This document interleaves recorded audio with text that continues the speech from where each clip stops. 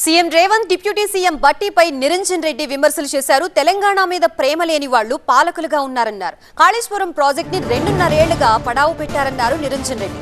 పాలమూరు ప్రజలు మళ్లీ వలసలు పట్టేలా చేస్తున్నారన్నారు నిరంజన్ రెడ్డి.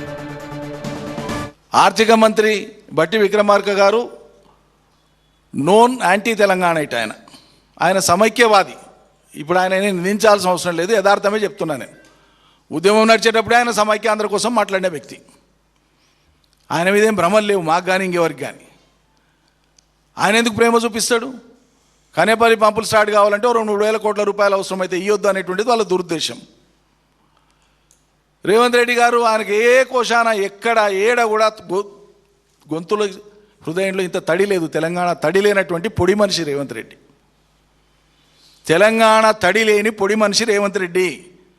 ఇన్ని అనుభవాల ద్వారా నేను చెప్తున్నా, బాధపడుతూ చెప్తున్నా, సిగ్గుపడుతూ చెప్తున్నా. పాలమూరు వాడైనందుకు ఏవి ఎట్లున్నా ఉరుకురుకులాడి పాలమూరు ఫలితం ఇవ్వాల్సిందే రేవంత్ రెడ్డి. ఆయనకు వచ్చినటువంటి సువర్ణ అవకాశానికి ప్రజలు కూడా ఆశించిండ్రు. చేసిన కాడి కేసీఆర్ చేసిండు, ఈ నుంచి ముందరికినా చేస్తాడేమో అని ఆశపడ్డారు.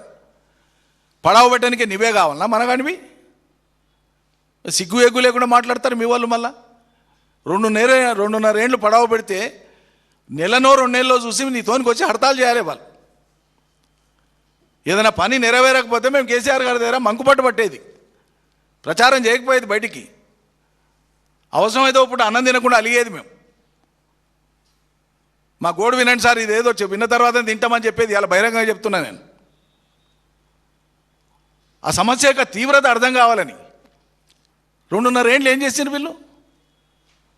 ఘోరమైన నిర్లక్ష్యం.